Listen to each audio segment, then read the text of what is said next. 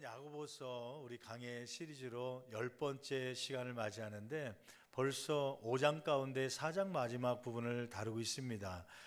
오늘 말씀의 주제는 서로 비방하지 말라 11절 말씀에 나와 있는 그 말씀을 주제로 해서 우리가 함께 말씀을 나누려고 그래요.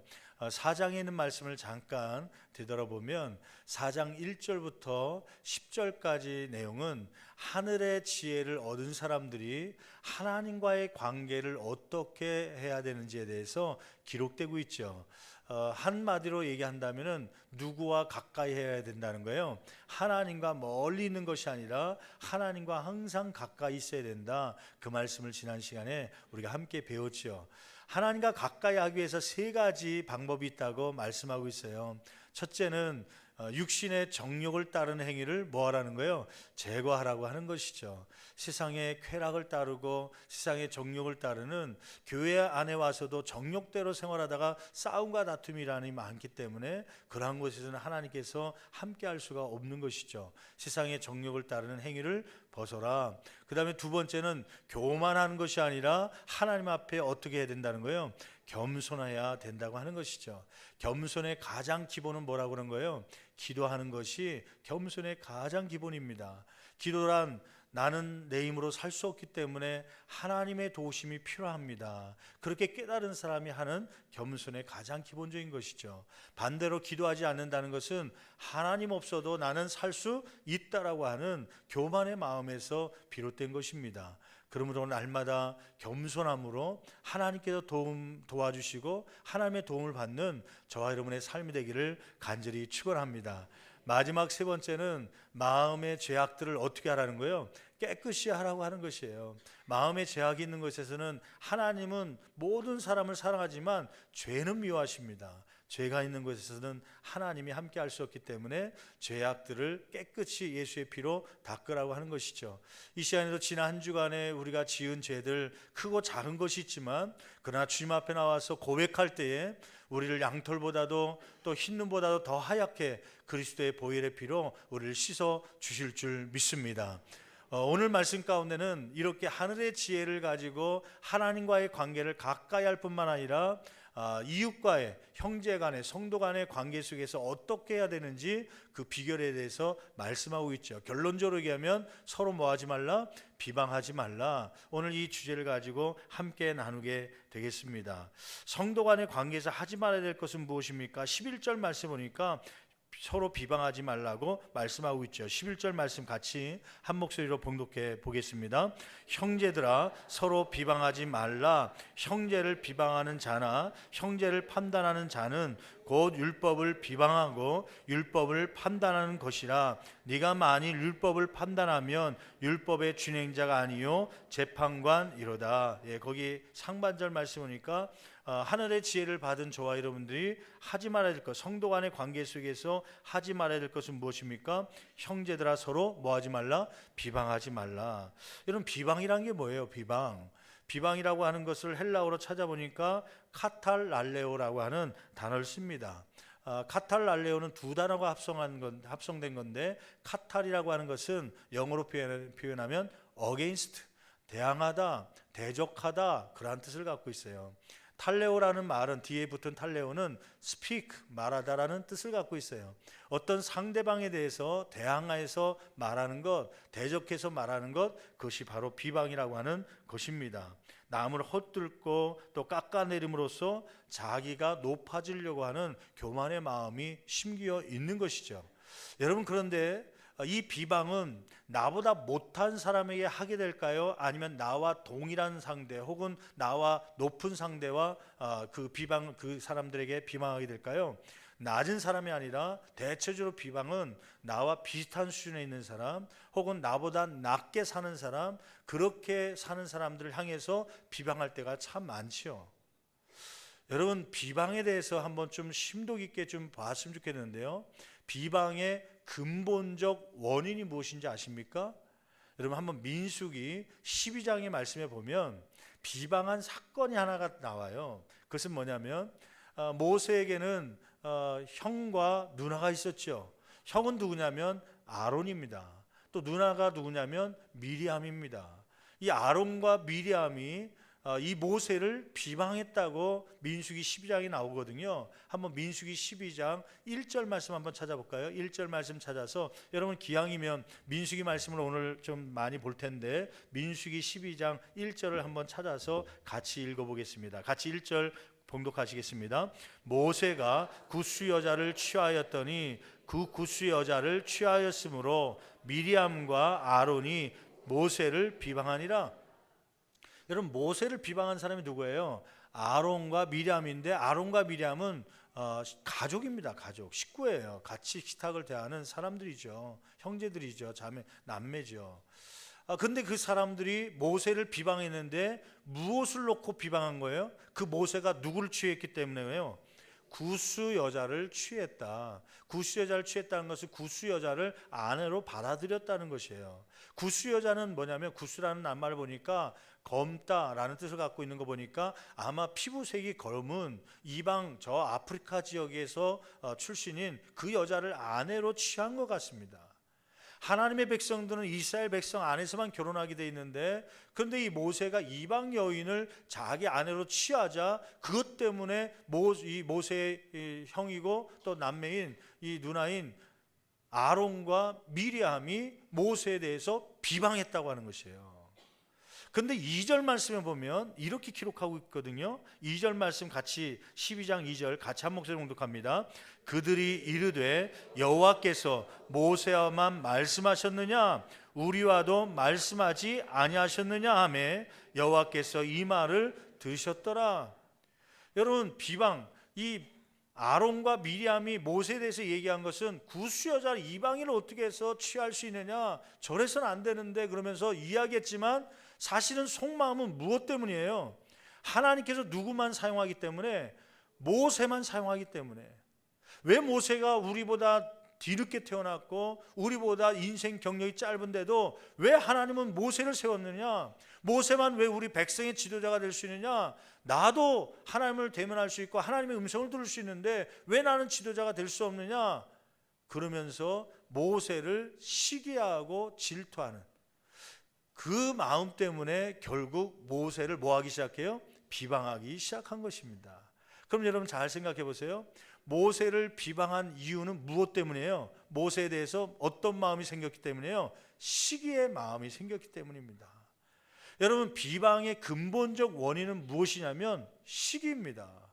그래서 대체적으로 저 사람을 공격하고 비난하고 비방하고 평가하는 이유는 왜 그러냐면 어떤 분이냐면 나보다 밑에 있는 사람, 한참 밑에 있는 사람을 대해서 비방하지 않습니다. 나와 같은 수준, 나와 같은 직분을 갖고 있는 사람, 나와 거의 학력이 비슷한 사람, 나와 재물이 비슷하게 갖고 있는 사람, 옆에 있는 사람 혹은 나보다 위에 있는 사람, 요 사람들을 대상으로 해서 시기가 발동되면 비방하게 돼 있는 것이에요. 내가 지난 주간에 누구를 비방했다, 누구를 비난했다. 그 이유는 뭐냐면 그 사람이 나보다 뭐하기 때문에 최소한 동이라든지 나보다 높은 사람이라 생각하기 때문에 시기가 발동되니까 비방하게 되는 것이죠. 여러분 서로 비방하지 말아야 될 이유는 무엇입니까? 오늘 말씀 가운데 두 가지로 말씀하고 있죠. 첫째는 비방하는 상대방은 예수님의 피로 하나 된 우리의 누구이기 때문에요? 형제이기 때문입니다. 여러분 11절 상반절 말씀 보면 이 말씀을 쓰고 있는 야고보를 통해서 하나님께서 강조하고 싶었던 것이 있어요. 반복되는 단어가 있죠. 3번씩이나 무엇이냐면 형제라는 단어입니다. 이렇게 기록하고 있죠. 형제들아 서로 비방하지 말라. 형제를 비방하는 자나 형제를 판단한 자는 곧 율법을 비방하고 율법을 판단하는 것이라. 여러분 비방하지 말라면서 반복되는 단어는 뭐냐면 형제라는 것이에요. 내가 비방하는 그 상대는 저 바깥에 있는 다른 이웃 사람이 아니라 하나님께서 그의 기도를 들으시고 하나님께서 그를 창조하셨고 예수님께서 그를 위하여 피 뿌려 십자가에 못 박혀 돌아가신 그래서 그 핏값으로 사신 우리의 형제라고 하는 것입니다. 여러분 형제 자매에 그 형제 자매에 연결되는 부분은 뭐예요? 같은 부모가 있으면 형제요 자매죠. 우리는 하나님께서 창조하신 하나님의 걸작품이요 다른 말로 얘기하면 하나님의 자녀인 줄 믿습니다. 저도 하나님을 아버지라 부르고 여러분들도 하나님을 누구라 불러요? 아버지라 부르죠. 그러면 우리는 어떤 관계예요? 형제요 자매의 관계죠. 그랬더니 이것을 잘 교육받았던 한 아이가 집에 가서 아버지에게 그랬대요. 형 그러더래요.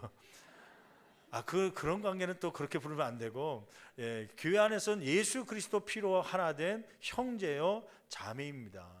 여러분, 이러한 우리가 비방하는 상대가 우리의 한 가족임을 기억하며 이 비방을 제거할 수 있는, 버릴 수 있는 저와 여러분 되기를 간절히 축원합니다. 비방을 왜 하지 말라고 하냐면 그 비방 때문에 공동체가 무너지기 때문에 그래요. 가족이 무너지기도 하고, 때로는 우리가 섬기고 있는 교회 공동체가 무너지기 때문입니다.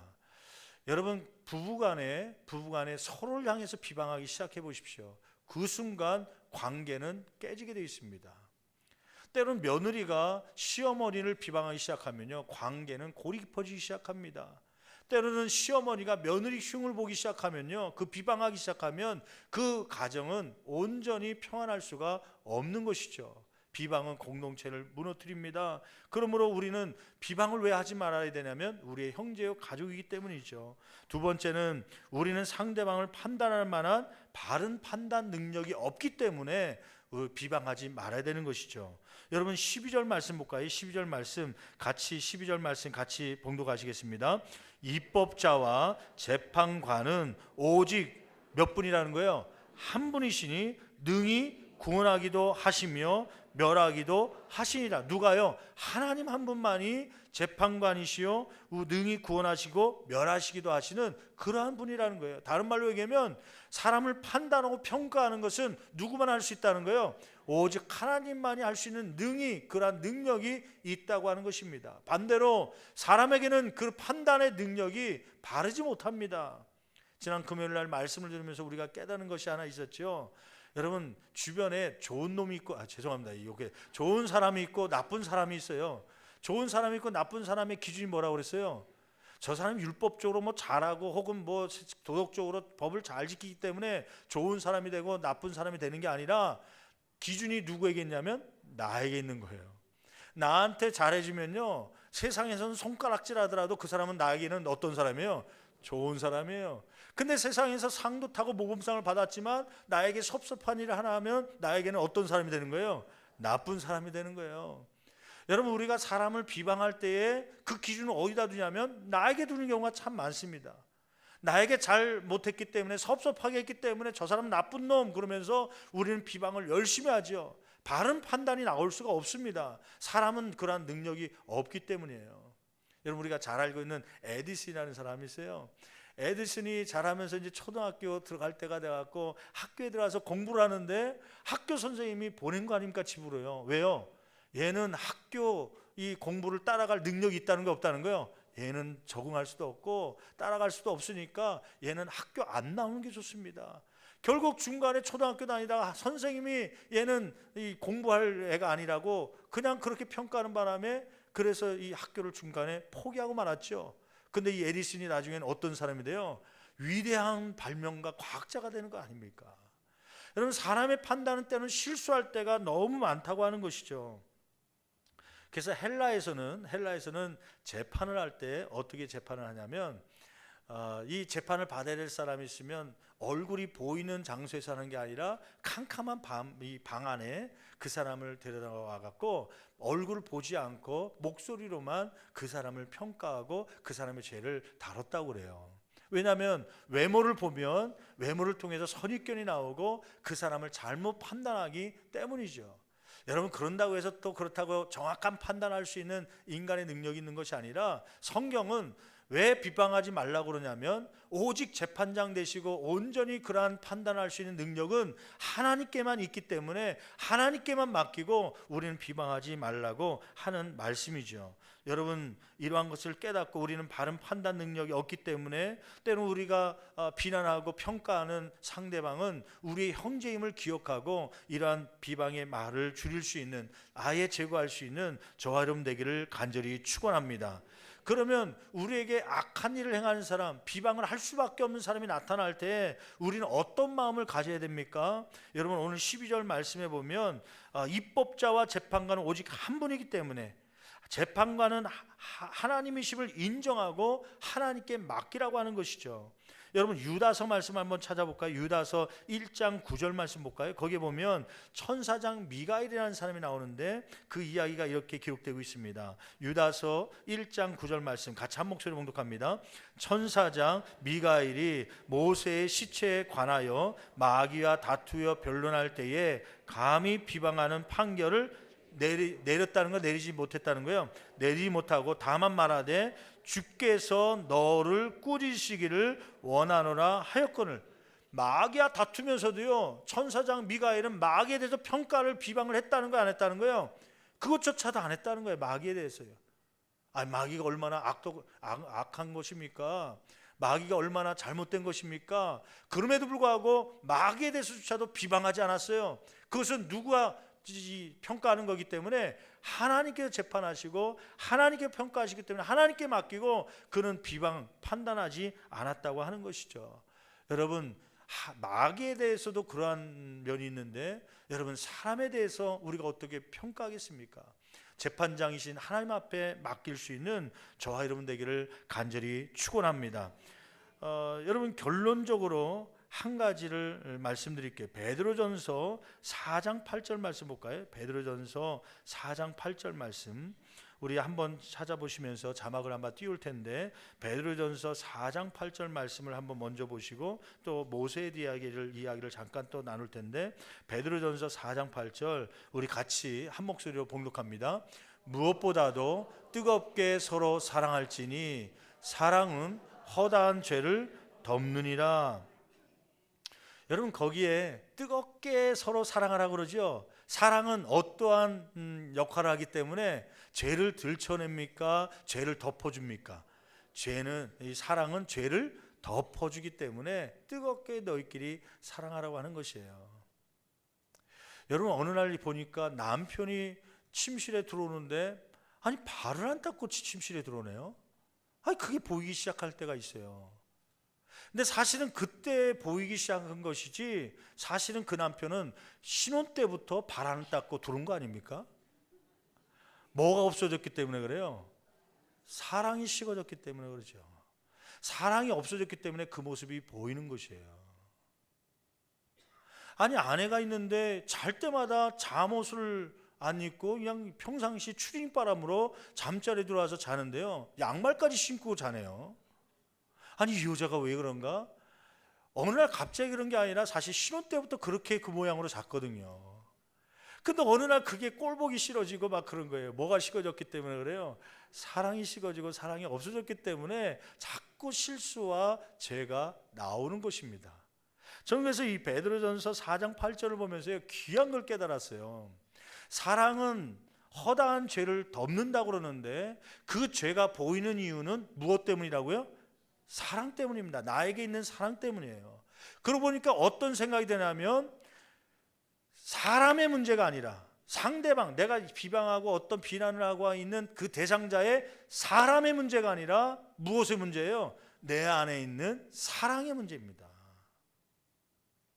열심히 남편에게 대해서, 아내에 대해서, 혹은 부모에 대해서, 자녀에 대해서, 때로는 우리 시부모, 며느리에 대해서 여러 가지 비방하고 성도에 대해서 이야기하지만 그 상대방의 문제가 아니라, 그 사람의 문제가 아니라 사랑의 문제입니다. 사랑의 문제. 그러므로 비방할 필요가 없는 것이죠. 오히려 그러한 마음이 들 때마다 그 죄악들을, 그 허물들을 덮을 수 있는 무엇을 나에게 달라고? 그 사랑을 나에게 주십시오.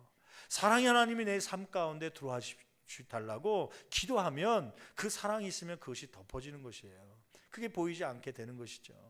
그래서 사랑하는 사람들 보면 무엇이 꼈다고 그래요? 콩깍지가 꼈다고요. 분명히 우리가 옆에서 볼 때는 저 사람의 잘못된 것, 실수하고 또 부족한 모습이 보이는데 당사자들끼리는 그게 보여 안 보여요? 그게 안 보이고 콩깍지가 껴갖고요. 그게 왜냐하면 사랑은 허다한 죄악을 뭐하느니라? 덮기 때문이죠. 사랑의 문제입니다. 여러분, 오늘 비방하지 말라고 그러면서 비방하는 일이 생길 때는 하나님, 재판장이신 하나님께 맡겨야 된다. 우리가 비방하는 그 상대방은 예수님께서 십자가에서 피 흘려서 구원하신 우리의 한 형제요 하나님께서 그의 기도를 들어주시는 우리의 형제이기 때문에 그를 비방하면 안 된다. 두 번째는 왜 비방하지 말라고 하는 것이죠? 그 두 번째 이유는 우리는 바른 판단으로 그 사람을 평가할 수 없기 때문에 우리 개인적인 객관적인이 아니라 주관적인 모습으로 판단할 수밖에 없기 때문에 비방하지 말라는 것이죠. 그러면 말씀을 마치면서 한 가지 팁으로 드리길 원하는데, 여러분 비방을 받은 적 있습니까? 비방을요?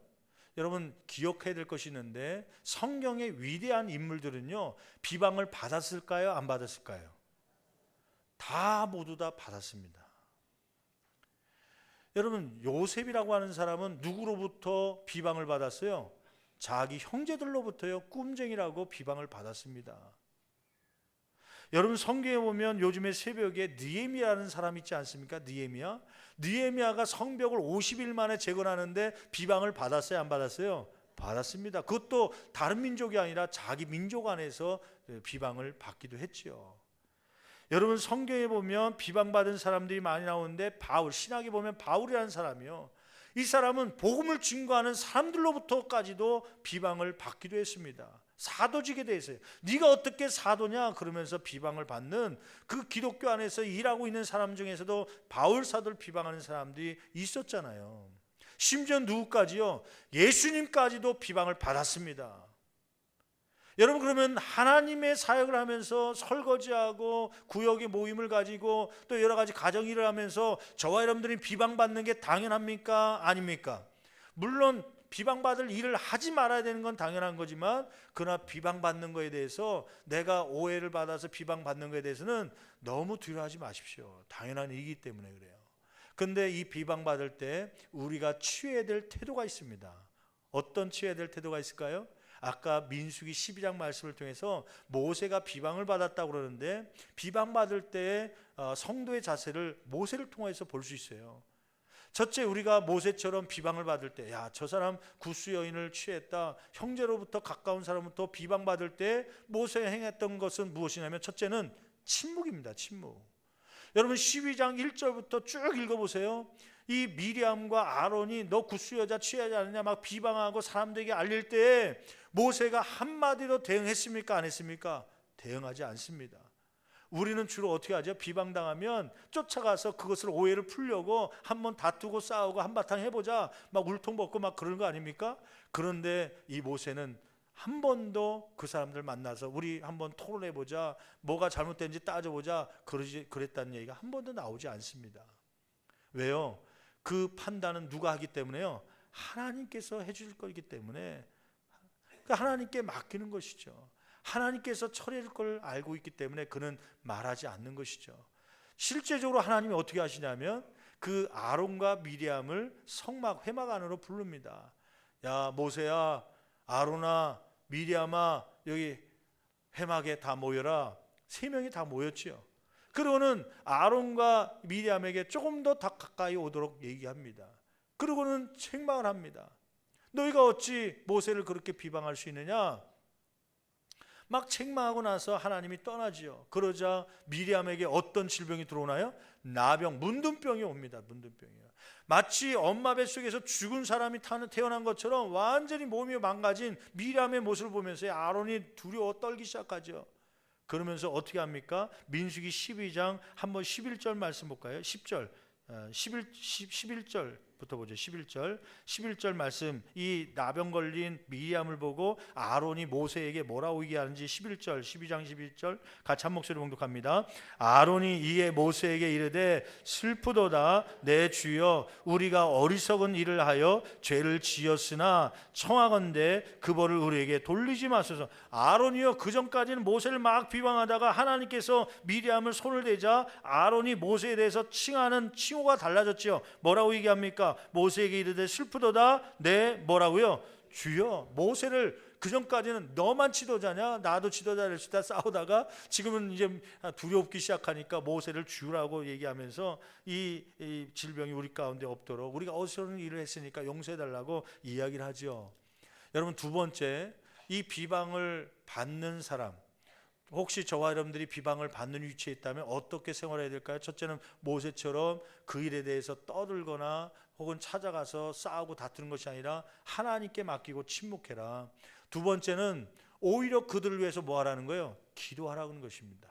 여러분 13절 말씀 볼까요? 13절 아론이 우리가 잘못했다고 얘기하고 또 이 미리암이 지금 나병에 걸렸으니 이것을 위해서 보고할 때 13절 모세가 이렇게 얘기하죠. 13절 말씀 같이 한 목소리로 공독합니다. 모세가 여호와께 부르짖어 이르되 하나님이여 원하건대 그를 뭐하여 주어달라고요? 고쳐 주옵소서. 그를 고쳐. 누구를 고쳐달라는 거예요? 미리암이요. 미리암은 누구였어요? 자기를 칭찬하는 사람이었어요? 비방하는 사람이었어요? 비방하는 사람이었는데도 불구하고 그를 고쳐달라고 기도하는 모세의 마음이요. 여러분 우리와 좀 뭔가 다르지 않습니까? 그러니까 지도자로 쓰임받는 거 아닙니까? 우리는 나를 비방하는 사람이 교통사고 나서 병원에 입원했다 그러면 신방 가야 안 가요? 안 갑니다. 쌤통이다. 잘 됐다. 여러분 보십시오. 나를 비방하면 저렇게 입원하게 돼 있습니다. 그렇게 떠들겠죠.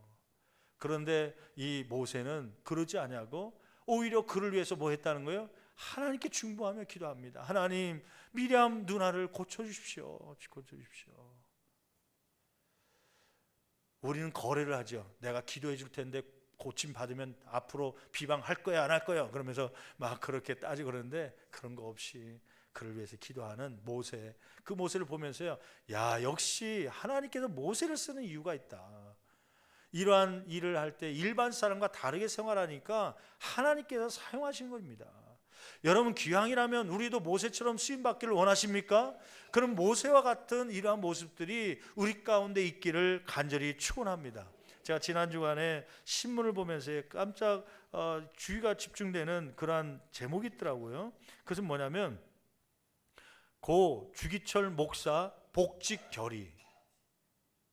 이게 무슨 말인가? 주기철 목사 복직 결의가 주기철 목사님이 돌아가신 지가 언젠데 뭘 복직했다고 그러는 건가? 자세히 봤더니 뭐냐면은 이 주기철 목사님이 1897년도에 이제 그 목사님이 되시고 또 이제 그 여러 가지 사역을 하시죠. 근데 1939년에 신사 참배 문제가 한국 교회에 생겼습니다. 이제 일본 강점기에 있으면서 일본에서 신사 참배를 막 그 강요하죠. 신사라는 게 뭐예요? 신사라는 게 신을 모신 장소를 얘기합니다. 그러니까 사원을 하나 져놓고 그 사원에는 여러 가지 일본 사람들이 믿고 있는 섬기고 있는 신들이 막 그 안에 있는 거예요. 심지어는 전쟁에서 죽은 위령들까지도 모아놓은 그 신사들이 있는 거예요. 그래서 최근에 몇 년 전에는 야수꾼이 신사 참배 문제 때문에 그 중국하고 우리나라가 좀 많이 분노를 갖기도 했었잖아요. 그 야수꾼이 신사가 뭐예요? 야수꾼이라는 신사의 이름인데 그 신을 모신 사원의 이름인데 야수꾼이 신사라고 그러는데 그 사원은 누구를 모신 곳이냐면 누구를 섬기는 곳이냐면 전령들이요. 전쟁에 나갔다가 죽은 사람들의 위령을 모신 것, 또 그 신으로 여기고 막 참배하는 것이 바로 그 야수꾼이 신사거든요.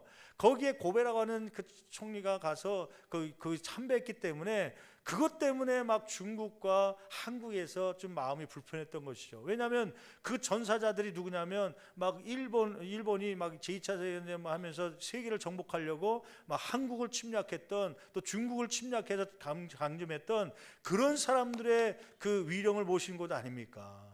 그러니까 그것을 회개하고 잘못했다는 게 아니라 오히려 그들을 잘했다고 막 참배하는 그런 모습을 보이니까 우리가 막 분노를 했던 경험이 있었죠. 그러니까 신사라는 게 뭐 하는 곳이냐면 그 죽은 사람들의 위령이나 아니면 신들을 모시는 것이 신사입니다. 그곳에 가서 뭐 하라고 강요한 거예요? 참배해야 된다. 거기서 막 박수를 뭐 정해진 어떤 조상에 대해서 막 박수를 몇 번 쳐라. 거기서 참배를 절을 몇 번 해라. 이게 정해져 있거든요. 이것을 그 신사 앞에 가서 하라고 하는 강요를 한 거예요.